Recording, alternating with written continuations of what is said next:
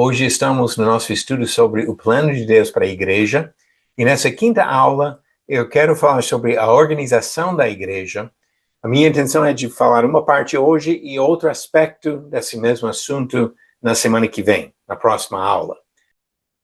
Antes de entrar no assunto da organização da igreja, vamos primeiro fazer as perguntas de revisão da última aula. São 5 perguntas, uma delas um pouco maior do que as outras, mas vamos aqui pergunta por pergunta.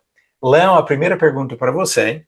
Faça uma lista de 5 ou mais termos usados no Novo Testamento para identificar as pessoas que pertencem a Jesus. Discípulos, irmãos santos, cristãos fiéis, pedras que vivem, cidadãos dos santos, membros do corpo de Cristo e da família de Deus. Ok. Não sei se eu tenho exatamente todos que você falou, que você acabou de falar, mas acho que talvez sim. Que ele chama de discípulos, de irmãos, de santos, de cristãos, fiéis, pedras que vivem e concidadãos dos santos e membros do corpo de Cristo.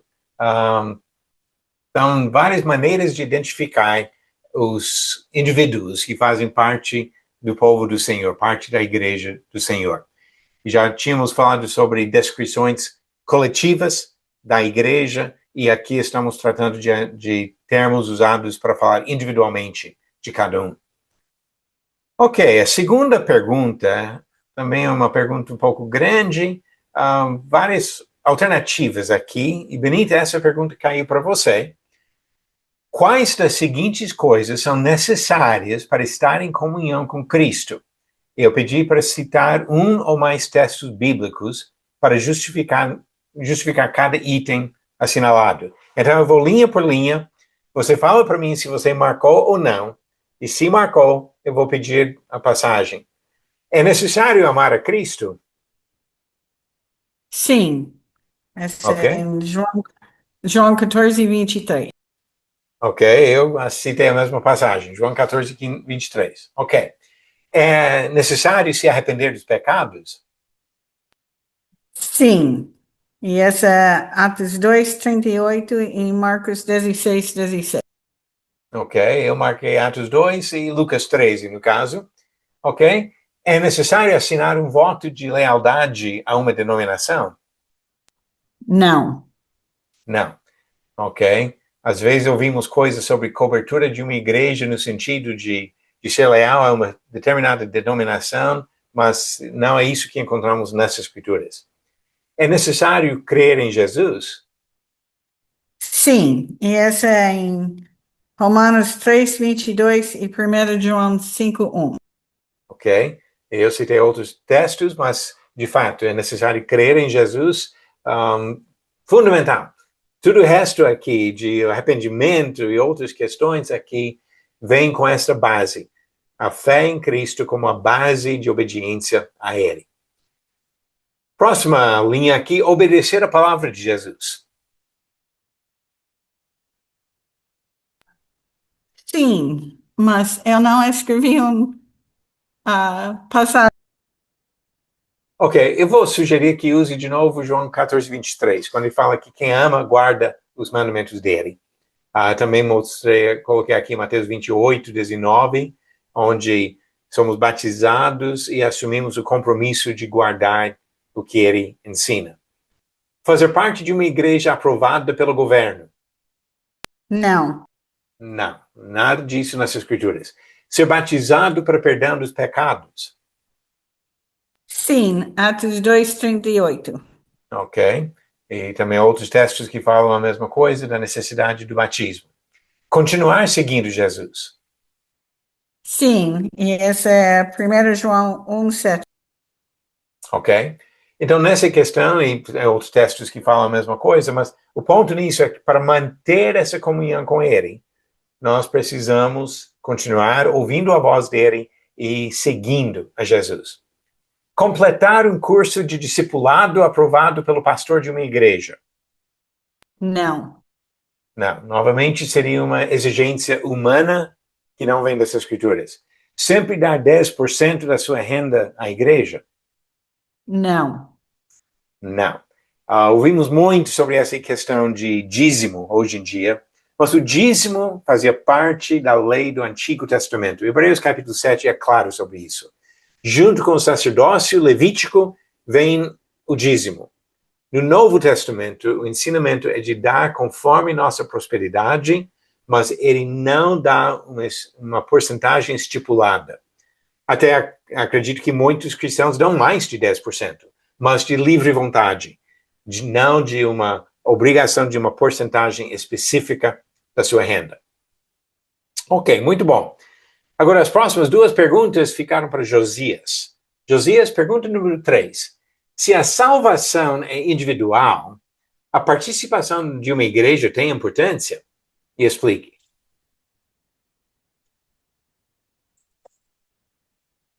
Sim, sim. Embora a salvação ela seja individual, a vida cristã ela é vivida em comunhão. Então, sim, a salvação é individual, mas precisamos congregar. Ok, eu concordo. É o exemplo que encontramos no Novo Testamento, cristãos se reunindo, como no caso de Atos capítulo 20, versículo 7, que fala que eles fizeram isso no primeiro dia da semana, outros textos que apoiam isso. Existem instruções sobre as reuniões das igrejas locais. Paulo fala em 1 Coríntios de tomar uma decisão de disciplina de um irmão que voltou ao pecado, no capítulo 5. Capítulo 11, ele fala sobre a igreja se reunindo para tomar a ceia.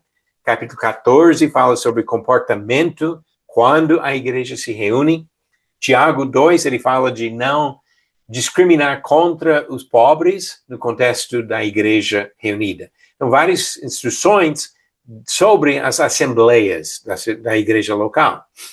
E o Novo Testamento também diz que não devemos deixar de congregar. Hebreus capítulo 10, versículo 25. Então, eu quero frisar esse ponto para deixar muito claro uma coisa. Eu tenho ensinado contra a ideia de denominações e a lealdade a uma denominação, mas isso não significa que nós não devemos participar de nenhuma igreja. O que devemos procurar é um grupo de pessoas com compromisso de seguir a Jesus e só a Jesus. Sem lealdade à hierarquia de denominações, mas com compromisso de servir a Cristo. E devemos congregar, sim. Pergunta 4 também para você, Josias. É possível cair da graça e perder a comunhão com Deus? E, novamente, justifique a resposta. Sem dúvida. E a Bíblia adverte sobre afastar-se da graça. Em Gálatas 5:4, diz o seguinte: pois se vocês procuram tornar-se justos diante de Deus pelo cumprimento da lei, foram separados de Cristo e caíram para longe da graça. Ou seja, eles podem sim. Outra coisa, em 1 Timóteo 4:1, diz o seguinte: o Espírito afirma claramente que nos últimos tempos alguns se desviarão da fé, dando ouvidos a espíritos enganadores e ensinamentos de demônios.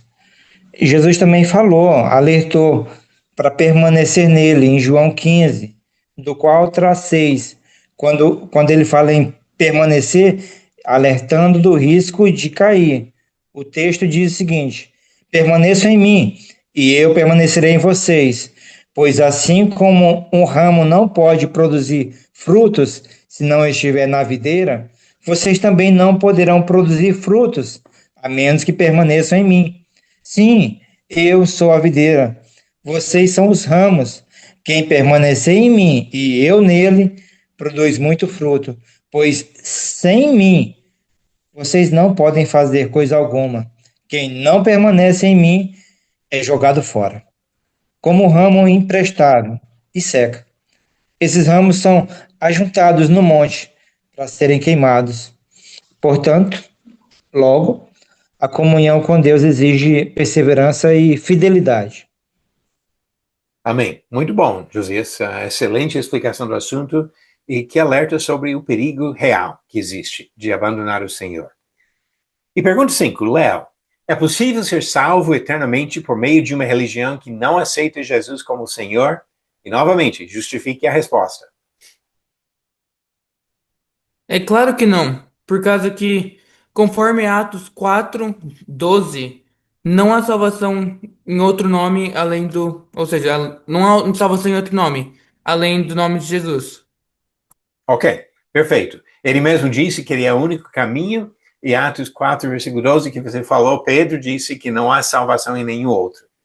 Então, muitas pessoas procuram dizer que tem vários caminhos que levam ao mesmo destino e caminhos que não envolvem Cristo. Mas Jesus e os apóstolos foram muito claros. A salvação exclusivamente por meio de Jesus. Este fato deve ser motivação urgente para nós de divulgar a mensagem de Jesus. Porque sem Jesus, ninguém será salvo. Ok. Muito obrigado para vocês que ajudaram com as perguntas. Como nós temos feito nas outras aulas, agora eu quero tratar de um tema novo. Semana que vem vamos iniciar com perguntas sobre esse tema. Então, se você quiser anotar coisas, eu também estou procurando colocar as gravações das aulas no YouTube antes do domingo, para dar tempo para ver novamente, se você quiser voltar e rever a aula. Ou repassar para alguém, pode também fazer isso. Mas pode anotar as coisas aqui durante a aula e já vai estar bem preparado para responder as perguntas de revisão. Então, hoje vamos falar sobre a organização da igreja. E como falei, a primeira de duas aulas sobre esse ponto. E nisso nós vamos relembrar de uma distinção importante que já temos feito em nosso estudo, a diferença entre a igreja no sentido universal e no sentido local.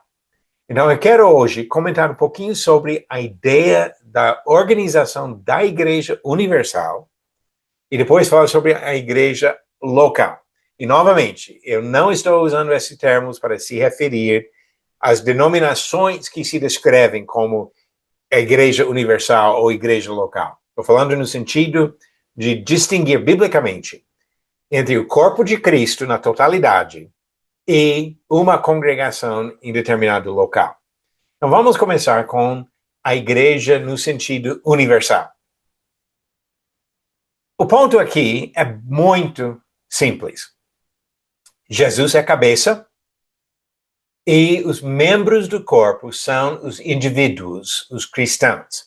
Vocês lembram na pergunta que acabamos de fazer que o Léo deu uma lista de termos usados para identificar os discípulos de Cristo, os cristãos, individualmente.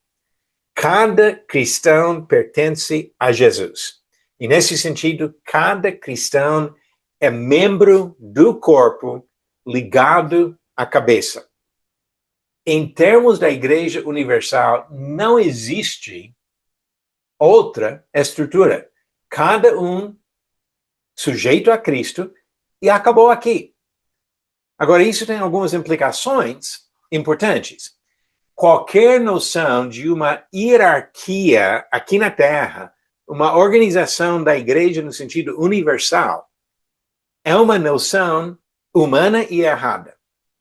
Então, quando pessoas falam sobre um apóstolo e bispos e sacerdotes, e criando algum sistema de hierarquia, ou algumas denominações têm seu presidente, e depois tem bispos, e pastores, e presbíteros, e assim em diante, criando uma hierarquia.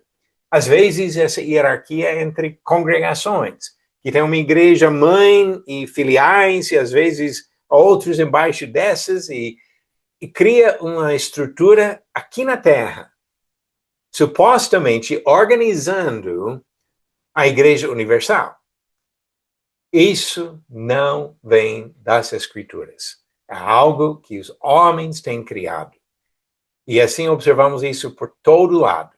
Pode ser a Igreja Romana, com sua hierarquia do Papa para baixo.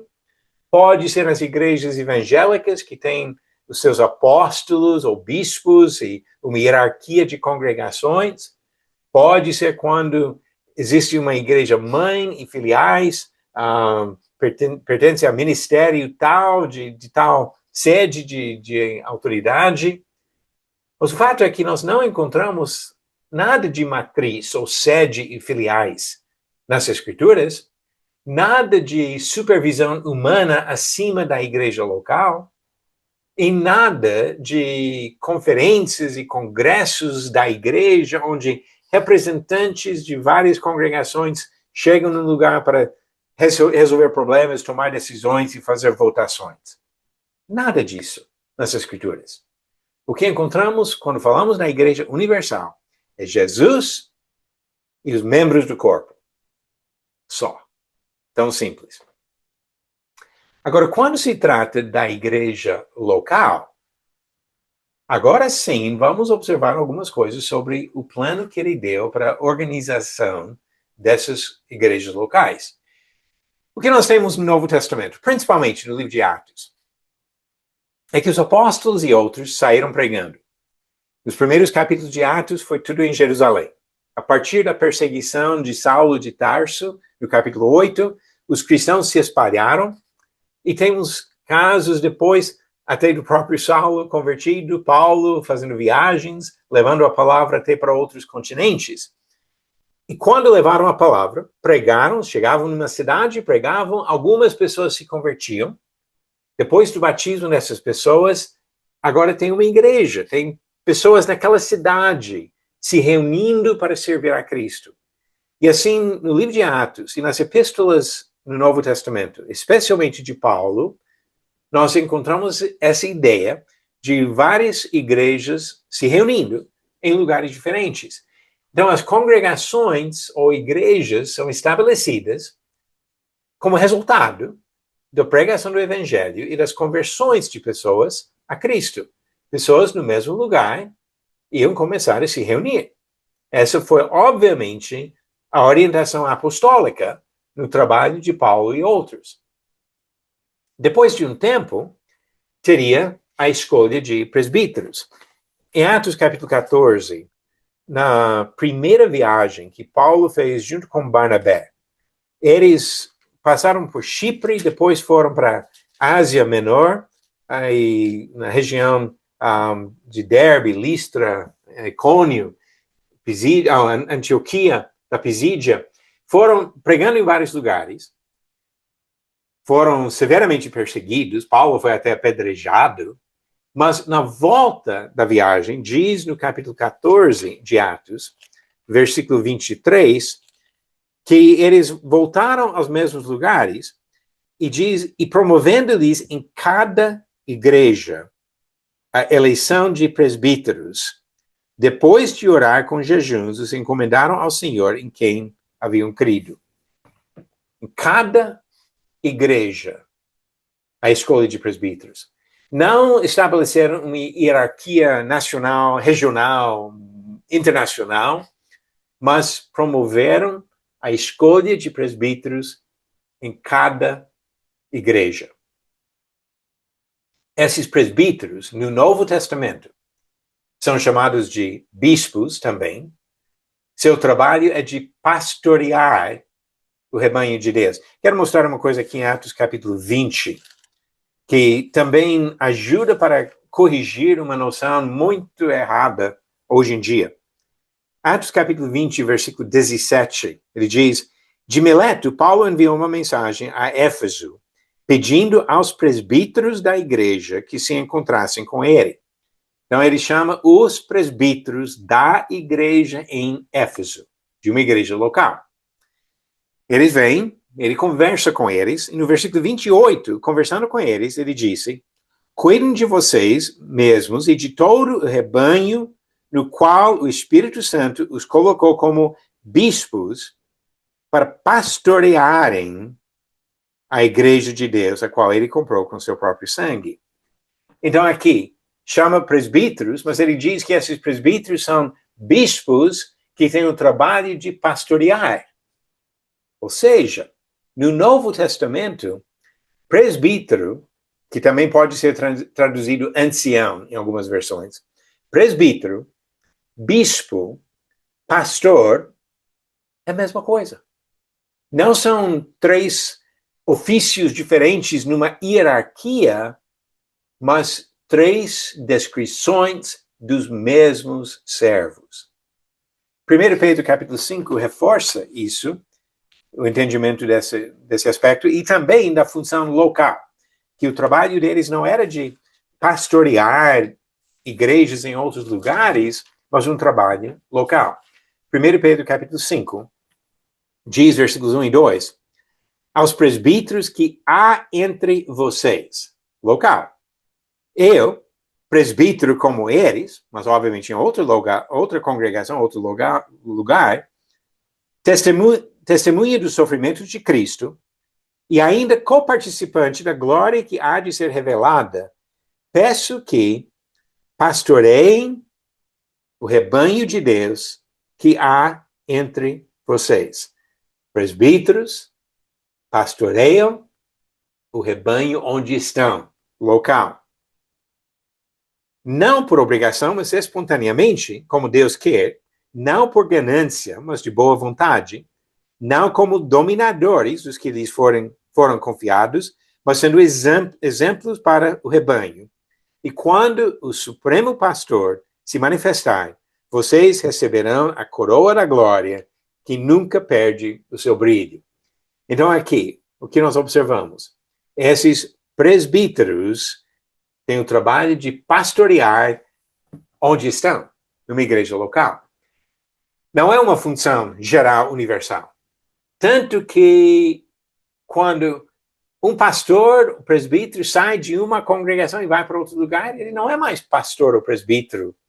Pode ser que futuramente vai ser escolhido naquela igreja, naquela congregação, para servir na mesma função, mas isso é uma função local.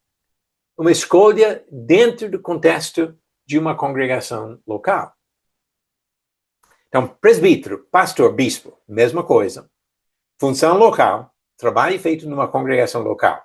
Agora, mais uma coisa que vai contra a prática muito comum nas denominações hoje em dia. Provavelmente todos vocês conhecem várias situações onde tem uma congregação local de uma determinada denominação e falam sobre o pastor daquela igreja. Sabe que isso não é linguagem bíblica e não é um conceito bíblico? Se você faz parte de uma congregação, uma igreja que tem um pastor, olha o problema que isso apresenta. No Novo Testamento, sempre fala na pluralidade. Nunca fala de um único pastor de uma congregação. Novamente, Atos 20, versículo 17, que eu já citei, mas quando Paulo estava na volta da terceira viagem, levando aquelas ofertas para a igreja lá em Jerusalém, para ajudar os irmãos que estavam passando fome, capítulo 20 de Atos, versículo 17, diz, de Mileto, Paulo enviou uma mensagem a Éfeso pedindo aos presbíteros da igreja que se encontrassem com ele. Não ao presbítero, ao pastor, ao bispo, aos presbíteros da igreja. Filipenses, capítulo 1, versículo 1. Paulo, enquanto estava na cadeia, na prisão, mandou essa carta aos filipenses, e olha o que ele diz. Filipenses 1, versículo 1. Paulo e Timóteo, servos de Cristo Jesus, a todos os santos em Cristo Jesus, inclusive bispos e diáconos que vivem em Filipos, no plural. Depois eu vou falar mais sobre bispos e diáconos, a diferença entre esses dois ofícios, na próxima aula, mas por enquanto, o que eu quero frisar, a pluralidade de presbíteros ou bispos numa igreja. Nenhuma passagem no Novo Testamento fala sobre um único pastor de uma igreja. Então, de onde vem essa prática hoje? De ter o pastor. Ou de falar que o pastor é acima de presbíteros, mas abaixo de bispos, e bispo pode estar em outro lugar, e pastor pode ser transferido de um lugar para outro e continua sendo... De onde vem tudo isso? Eu sei de onde não vem. Não vem daqui. Não vem das Escrituras. São esses exemplos de um sistema humano. Os homens procurando até fazer melhor do que o Espírito Santo, que revelou a nova aliança para nós. Agora, os diáconos, e como falei, eu vou falar um pouco mais semana que vem, mas comentando só por cima aqui. Diácono não é a mesma coisa de presbítero, bispo ou pastor. Diácono, na verdade, a palavra significa servo ou ministro, no sentido de servir, de ministrar. Eles são encontrados em relação aos presbíteros. 1 Timóteo 3 fala sobre as qualificações dos diáconos, depois de falar sobre as qualificações dos presbíteros. Filipenses 1, ele fala sobre os bispos e diáconos. Sempre nesse sentido, subordinados aos presbíteros. E nisso também, não achamos nenhum texto que fala sobre diáconos sem presbíteros, que seriam servos orientados, guiados pelos próprios presbíteros. Agora, mais uma palavra que encontramos no Novo Testamento que eu quero comentar. Quando a Bíblia fala sobre evangelistas ou pregadores, evangelistas têm a função de pregar, mas não ocupam posições de autoridade nesse sentido do ofício dos presbíteros ou bispos. A autoridade dos evangelistas está na palavra que pregam e no próprio exemplo que podem apresentar na vida, mas não de ter uma posição de autoridade, de mandar, de alguma forma, na igreja. Paulo falou para Timóteo, 2 Timóteo capítulo 4, versículo 1 em diante, sobre a importância da sua fidelidade na pregação. Diante de Deus e de Cristo Jesus, que há de julgar vivos e mortos, pela sua manifestação e pelo seu reino, peço a você com insistência que pregue a palavra. Insista, quer seja oportuno, quer não, corrija, repreenda, exorte com toda paciência e doutrina. Pois virá o tempo em que não suportarão a sã doutrina. Pelo contrário, se rodearão de mestres segundo as suas próprias cobiças, como que sentindo coceira nos ouvidos. Eles se recusarão a dar ouvidos à verdade, entregando-se a fábulas. Mas você seja sóbrio em todas as coisas, suporte as aflições, faça o trabalho de um evangelista, cumpra plenamente o seu ministério. O ministério de pregar a palavra. Nesse sentido, evangelistas têm um papel importante que contribuem à edificação da igreja, como Efésios capítulo 4, ele fala no versículos 11 e 12 sobre vários servos que contribuem ao crescimento, à edificação da igreja. Diz versículo 11, ele mesmo concedeu uns para apóstolos, outros para profetas, outros para evangelistas e outros para pastores e mestres, com vistas ao aperfeiçoamento dos santos, para o desempenho do seu serviço, para a edificação do corpo de Cristo. E o ponto aqui não é uma hierarquia de autoridade, porque ele não está falando no contexto da igreja local, mas mais uma sequência do trabalho feito. Apóstolos e profetas, Paulo deixou evangelistas para continuar o trabalho em alguns lugares, inclusive para ajudar na escolha de presbíteros. E assim, Tito capítulo 1 é um exemplo disso. Ele deixou Tito em Creta para ajudar organizando as congregações, inclusive a escolha de presbíteros, mas aí ele dá qualificações dos presbíteros que iam continuar nesse serviço. O ponto nisso é que evangelista ou pregador não é a mesma coisa de pastor. A boa parte da confusão que existe hoje é justamente nisso. Homens que muito bem poderiam ser descritos como evangelistas, pregadores, estão chamados de pastores e colocados numa posição que Deus não deu para eles. E nós vamos ver mais sobre isso semana que vem, quando falamos sobre as qualificações desses servos, desses pastores nas igrejas. Mas para hoje, deixe-me lançar alguns desafios aqui para encerrar nosso estudo. Primeira coisa, vamos respeitar os limites dessas escrituras. Se Deus não falou de um pastor numa igreja, nós não devemos pensar assim. Se Deus não criou uma hierarquia terrestre para organizar a igreja no sentido nacional ou mundial, nós também não devemos fazer isso. Pelo contrário, devemos rejeitar sistemas humanos de organização. Para quem participou do estudo hoje do livro de Juízes, falamos sobre o caso da idolatria iniciada na casa de Mica.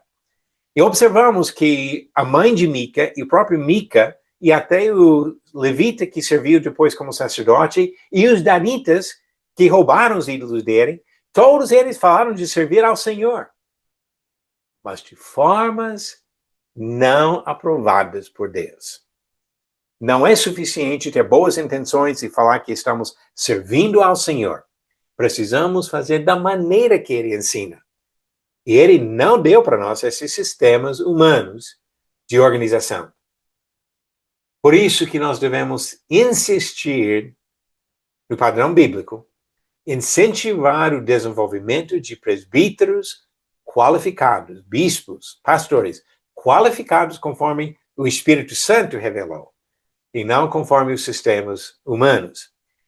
Sobre esse assunto eu quero entrar mais na semana que vem, inclusive de falar sobre as qualificações bíblicas desses servos, presbíteros, pastores, bispos, no ensinamento do Novo Testamento.